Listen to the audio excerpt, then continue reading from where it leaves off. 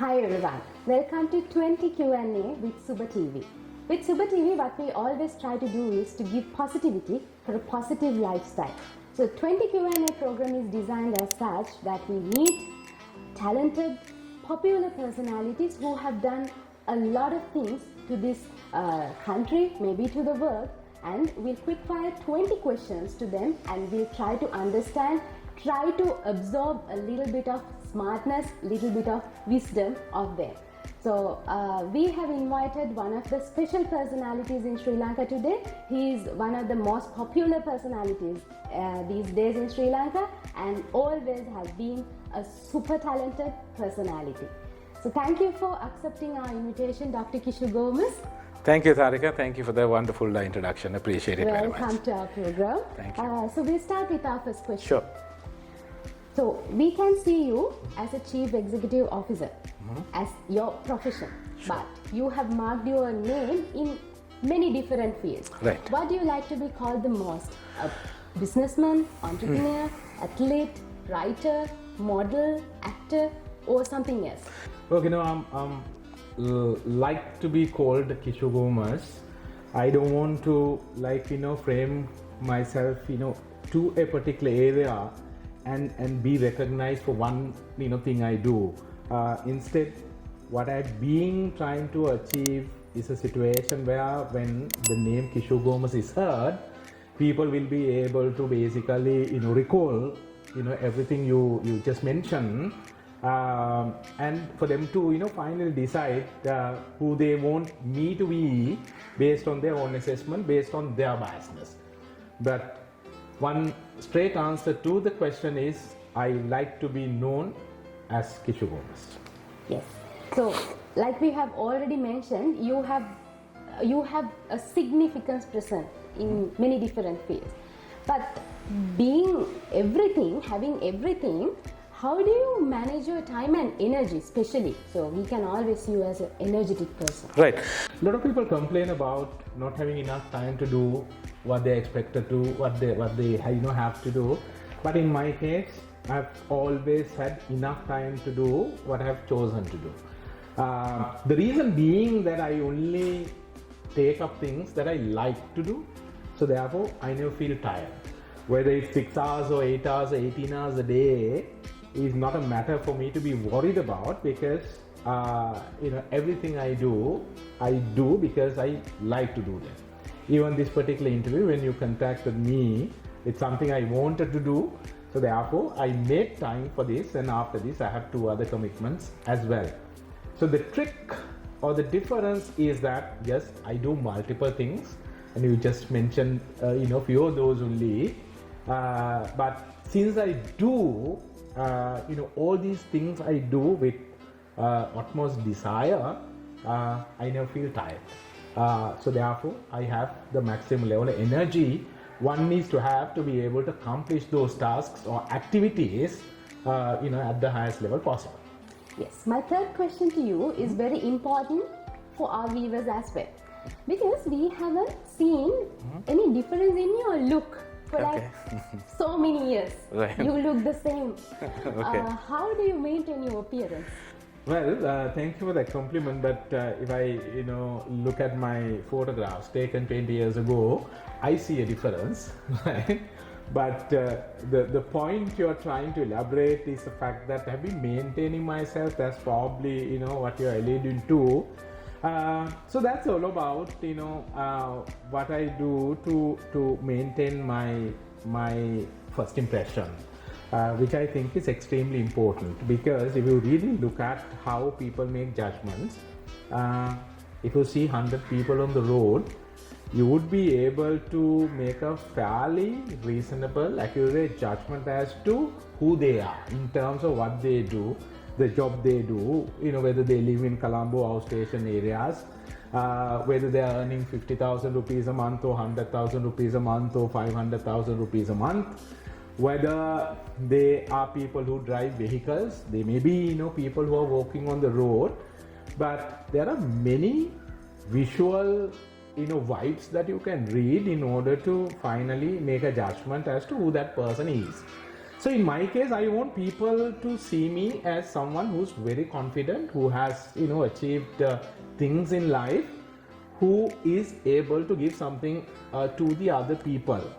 So that's why I maintain myself, and I will continue to do so until the day my body goes completely weak and I'm unable to maintain myself beyond that. But until that point of time, I will be this. That's a lot of energy in you. So we will divert this conversation into a bit philosophical side now. Okay. Do you believe in karma or luck? Karma, well, I'm a Buddhist, and obviously astrology is something that is traditional, that is being used by mainly Buddhists, but I don't depend on karma. I do not depend on karma at all. There can be fortunes, working in your favor, depending on what you have done during your previous births, whatever. But if you look at my life, what I have been able to achieve, everything has been achieved with hard work, fully dedicating myself to be able to realize the achievements I'm being able to realize for myself. But one can say that I've been able to secure some of those opportunities at the right age, at the right time, which in some others' case may not have happened that way. So it is that you work towards achieving luck and what you want to achieve in life as well.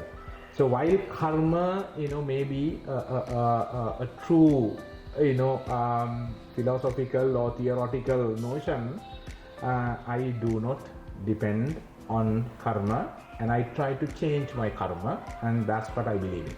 Yes. So what is your philosophy on life? What do you think is shaping your life? It's you. It's what you got in you, in terms of knowledge. It's what you got in you in terms of skills. It's what you got in you in terms of your ability to apply yourself. It's what you got in you in terms of your energy, your passion, your desire, your aspirations, and all those things that you have to keep on chasing in order to maintain what you have achieved in life. So it's the desire to continue to be a winner that has brought me here, and that would continue to keep me where I am today. We spoke about the past life a few seconds ago. So just because of that, if the reincarnation is true, let's imagine that's there. In your next life, have you ever thought who would you want to be? No, I haven't actually thought about it since you asked the question. If it is true, if it is something that happens that way, I would like to be the president of this country, not for anything else, not to become a president, to be able to get people out of this mess they are in, to be able to get people out of these difficulties they are in. And I know that 40% of the population in Sri Lanka today, out of the 22 million people, can't have 3 meals a day. That is extremely high level of poverty, and in that, today in the current economic environment, having 3 balanced meals, as we call it, has become almost a dream. So if I can become the president, do away with all these traditional party politics, where I would have all the executive powers to make the right decisions for the country. Initially, people will have to, suffer, but after some time, not, having to wait for a long time, but 3 years, you can create a heaven out of all what we got as a country that is gifted. Yes, so since we spoke about this also, about the current political environment, I think I have a sense of what will your answer to this question. Do you think these politicians who run the country at the current context, are they doing good, or are you satisfied with their skills and education and attitudes to run a country? No, obviously, majority of them don't have what it takes to be a successful politician who be, doing things for others. Instead, what is happening is they somehow, get into the parliament and they look after themselves and their relatives and their loved ones and all of that. That is not something that is happening just now. It has been happening, over the past several decades. But I don't, blame them. I blame the people because people are divided. As long as people are divided, this system will continue, right? We all like to say we represent this party. We all like to say that, this is our party and this is my leader and, all of that. See what is happening in our country. People are divided. As long as people are divided, politicians will exploit that to continue to play the game they have been, playing. So, why are people divided? It's because of lack of education, lack of intelligence, and poverty. So it's a vicious cycle. So therefore, in this real environment, whether people will be able to make the right judgment, whether people can move away from party politics and look at people's profile and vote, those are all question marks because everything is in a mess. The whole thing is a soup, and there's no way out in the given system unless otherwise. I'm suggesting there has to be a dictator taking over this country, silencing all the people who do party politics, taking the cane and whipping them and saying, you get out and let me drive the country's economy forward. That's the only practical solution I foresee. Let's see, with your vision and your capabilities, we would anyway like to see you as the President of Sri Lanka. But before that, we'll talk about the possibilities. Let's imagine that you are given the opportunity to become the Finance Minister. What are the first 3 things you would change? Well, number one would be to ensure that local production is encouraged through proper policies and the right tax structures where they will have a stronger business case to make investments in local production. That's number one. Number two, one would say that it is not up to the finance minister, but making the right investment to educate our people, right?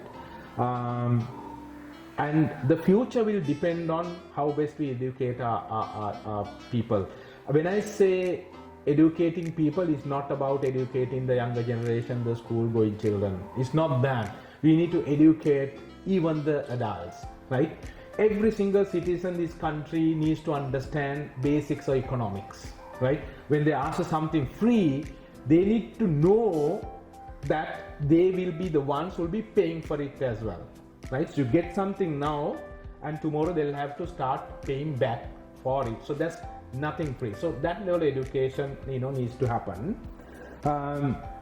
Number 3, building Sri Lankan brands that will be able to fetch a price, where there'll be right margins. Because at Sri Lanka, what we have done so far is we've been trying to export products. And by exporting products, there is no way one can build a country's economy. US does not manufacture anything, but they export brands to the rest of the world, right? Most of the products we are using today, be it what you wear, be it what you use in terms of tools and various technological apparatus that we use, be it the things we eat, going and eating a bun which is produced in a local bakery here, but branded US. Our lives are kind of haunted by US brands. So that's a classic example for all economies across the world to understand that you have to start building brands if you are to revive or build the country's economy. So those would be the 3 things that I would be very aggressively focusing on in order to bring in the revenue Sri Lanka needs to try and increase the per capita income from current 3,600 level to about 10,000 USD, which will be a nice level to get on to over the next maybe 5 years time. I have seen in many places that you are very enthusiastic about building brands. You talk about that. So do you think that we have brands in Sri Lanka? Have we made a significant brand? We have a few good examples like Dilmati and some of the other brands we're being able to build. But the question is the scale. Are they large enough brands for the country to be able to bring in the revenue it requires? So that's where the issue is. We are a small country, so therefore, in terms of economies of scale, we will always have an issue, and that is another reason or added reason why we should not, start selling products. Because if you are to depend on products, then you need to have economies of scale, which we don't have.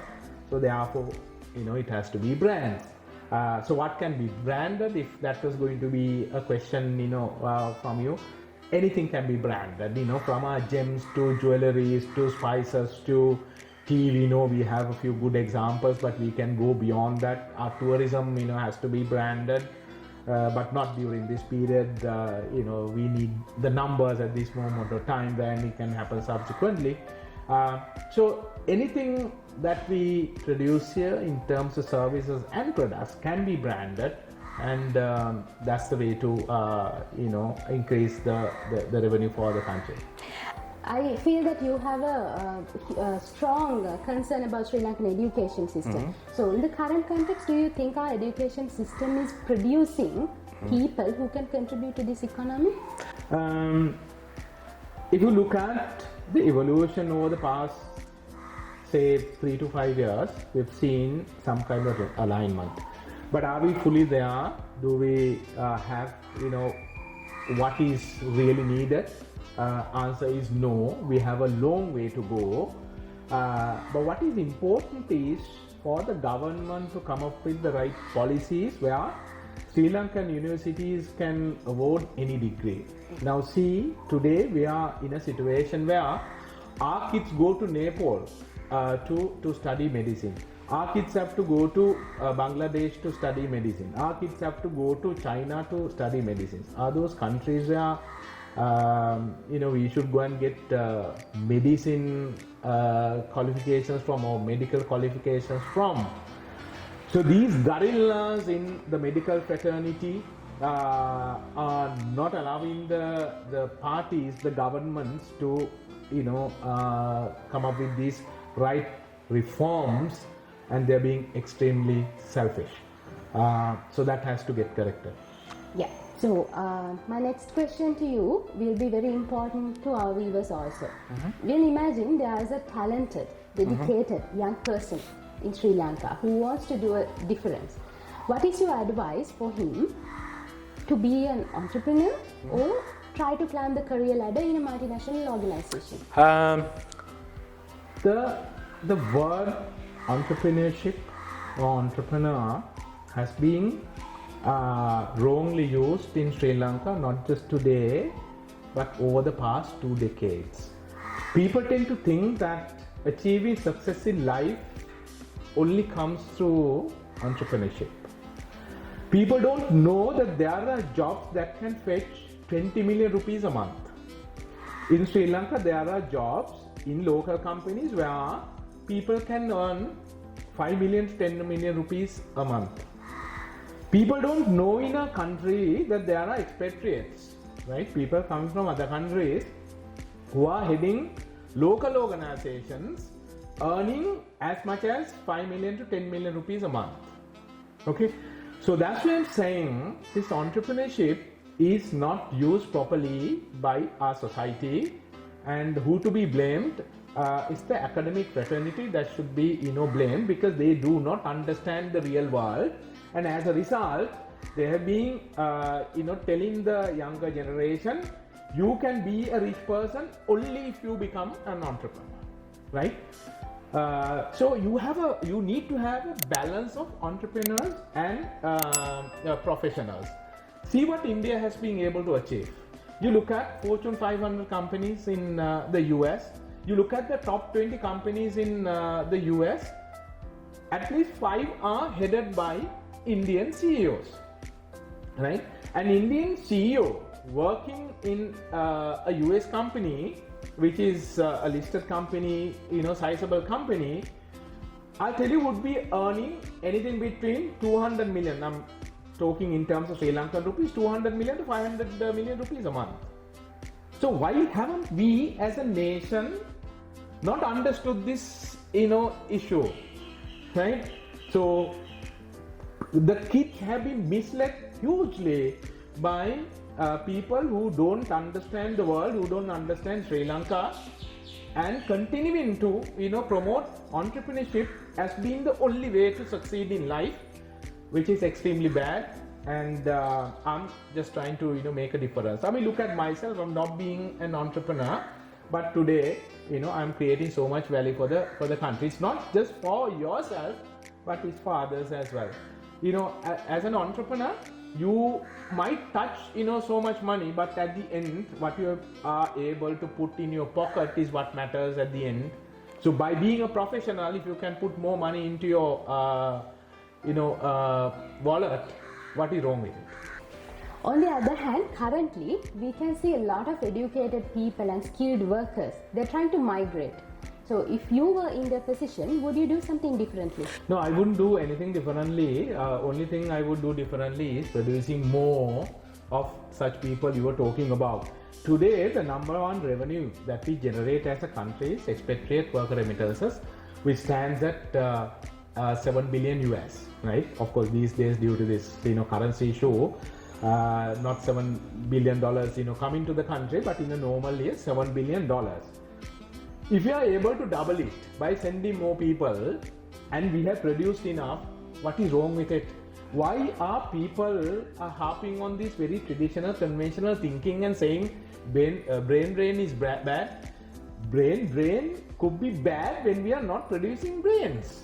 So what is the issue? Educate. I mean, we have enough kids in the rural areas. Give them the education. They will, a certain percentage will remain here, certain percentage will go, and they will go work in other countries. They will send in millions. So what is wrong with it? So that's my view on that. Yes. Now we will again talk about you, a little bit about you. So you are a talented person, you are a successful person in our eyes. Thank you. Okay.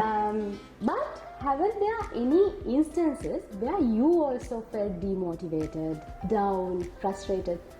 Yeah, no, I have that feeling more like on a daily basis, right? There are activities that you perform, and you realize at the end of performing that activity that has not been your best. So then that gets into you, and then there is an element of demotivation. Then what you do is you try and react to it. Okay, where did I go wrong? Why did I go wrong? How do I do it right the next time? So that's the way to face life, that's the way to face challenges, and that is what I practice day in, day out. What's your mood fixer? Mood fixer could be music, it depends, right? I mean, it's sports and music, and my first love is athletics, and I can lose everything else, but if I can watch athletics, maybe old Olympics game where 100 meters or 400 meters or 200 meters or 4x100 relay, that would give me the energy that I need. So being a national athlete, and I still run, I still wear spikes and I still run even at this age. So that'd be my passion. That would be the mood fixer. Yeah, so if we talk about you again, what is the best habit do you think you have for you to help to become who you are? You mean for me to be healthy? Anything, in any aspect. What do you think is the most important habit according to you? Well, time, in your language it's time management, but I would say being punctual, and I am never late. That is because I don't try to be at a place on time. I try to be ahead of time, and in doing so I don't manage time, I manage myself. And I keep telling people, don't try to manage time, you can't, it is external. So time management is a wrong theory. So my theory is manage yourself against time, and that's one habit that I will continue to maintain for myself until I die. Is there anything you want to improve in you? I want to improve in everything I do, and day in, day out, I try to elevate my performance in everything I do. So it's not just limited to one area. It covers everything and anything I do. What's your next big goal? I don't have any goals in life. I had never had any goals in life. There's one thing that cut across everything I do. That is, as I said, as the answer to your previous question, how do I keep on improving my performance, right? And keep on enhancing the value I create for others, and that would give me the love and respect and admiration that I chase. And in the eyes of others, I will then be rated as someone who has achieved something, not just for myself, for everyone. So that is my goal. But if you were expecting an answer to say, okay, I'm this today, and 5 years down the road I'll be that, I don't have such nonsense. It's daily improvement, continuous improvement that I'm chasing. That's it. Thank you very much, Dr. Kishu Gomes, for sharing your wisdom with us. So we will walk away with a lot of energy after we met you, and I'm sure our viewers will do the same. So don't forget to subscribe our channel, Suba TV. You will get a lot of motivational and successful insights to your life to improve your life day by day. Again, with that, we'll wrap up things, and stay tuned for the next episode with 20 Q&A.